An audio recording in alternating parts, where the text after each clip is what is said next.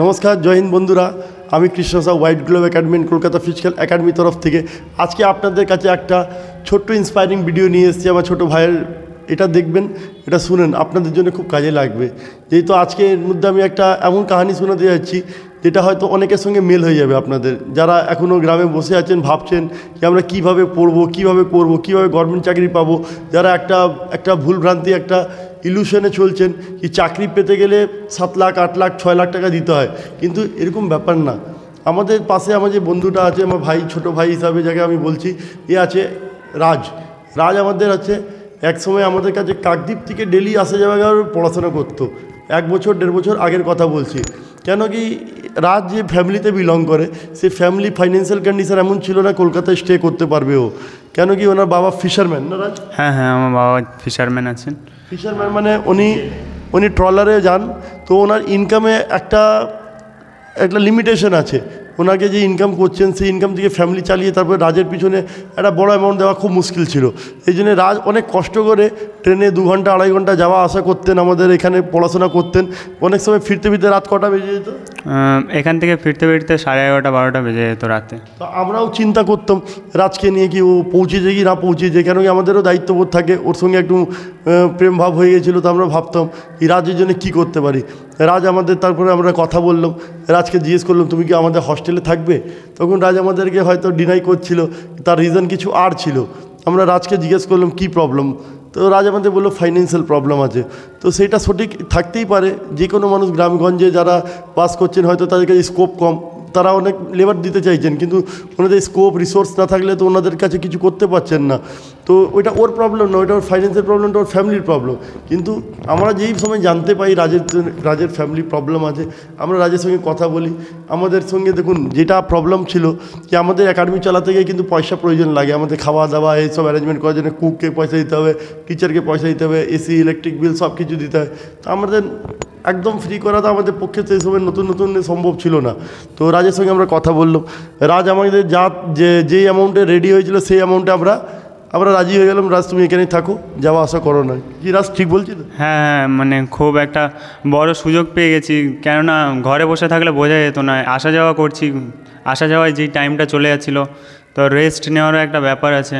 তো আসা যাওয়া আর পড়ার মাঝখানে রেস্ট নিয়ে যে ভাববো একটু সময় যে কীভাবে আগে আগানো যাবে আমাকে, তো সেইটুকু টাইম না পাওয়া গেলে তো ভাবা যাবে না। শুধু ওই আসছি যাচ্ছি এটাই হয়ে যেত।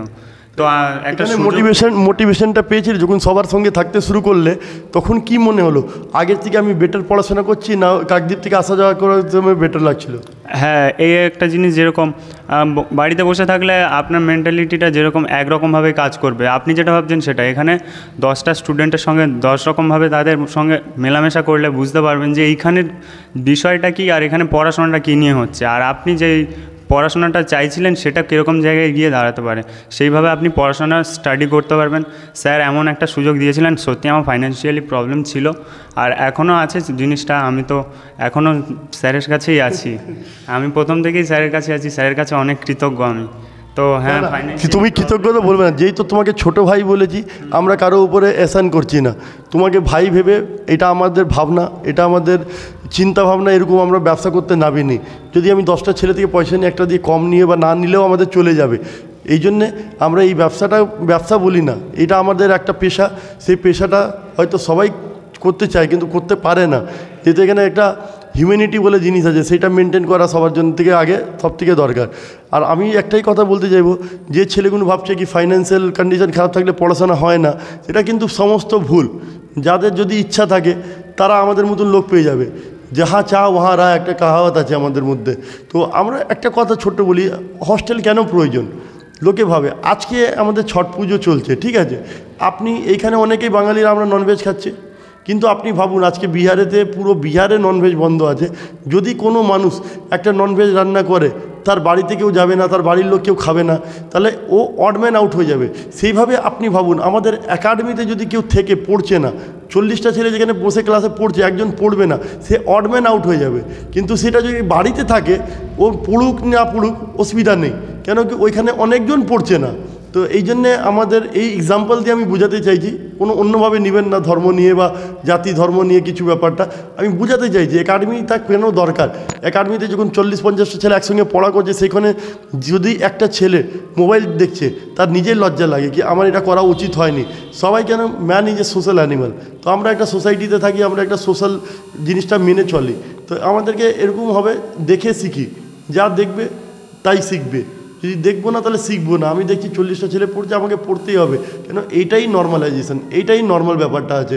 এই জন্য একাডেমিটা খুবই প্রয়োজন আছে চাকরির ক্ষেত্রে, মেনলি ডিফেন্সে চাকরির জন্য। কেন কি এখানে শুধু রিটেন না, এখানে ফিজিক্যাল পার্ট আছে, মেডিকেল পার্ট আছে, যেখানে ফিজিক্যাল ট্রেনারের খুব দরকার আছে, যেটা আমাদের মুকেশ সিং কলকাতা ফিজিক্যাল একাডেমির তরফ থেকে আমাদের প্রোভাইড করছেন সব স্টুডেন্টদের।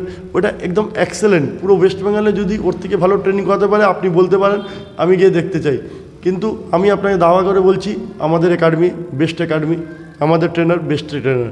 আমি বলছি রাজ, তুমি কি একাডেমিতে দেখলে যেটা অন্য একাডেমিতে তুমি পাওনি? ইউটিউব বা ফেসবুক তো দেখছোই, অন্য একাডেমিরা ভিডিও দিচ্ছে বা অন্য একাডেমিতে তোমার তো বন্ধুরা হচ্ছে, তোমার কি ইউনিক লাগলো এই একাডেমিতে? ইউনিক বলতে সত্যি বলতে সততা, যেটা স্যার যেটা বললেন যে এখন শুধু ব্যবসায় চলছে, হ্যাঁ এটা সত্যি। আমি অন্য একাডেমিতে যাইনি। হিউম্যানিটি ব্যাপার যেটা বললেন স্যার, আমি কৃতজ্ঞ আমার মন থেকে, হ্যাঁ। কিন্তু আমি স্যারকে বলিনি, তো স্যার কখনো আমাকেও ফাইন্যান্সিয়ালি ব্যাপারটা আমাকে বুঝতে দেয়নি স্যার।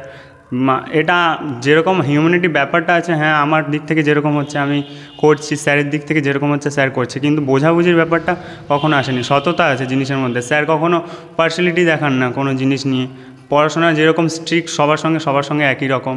খাওয়ার দাওয়ার 3 টাইমে সব আছে একই রকম সবার মধ্যেই। মানে কালকে একটা কথা বলি, কালকে রাজ আমাকে ফোন করেছে, স্যার সন্ধ্যেবেলা আমি ট্রেন ধরেছি, রাত্রি ফিরবো। কালকে আমাদের খাওয়া দাওয়া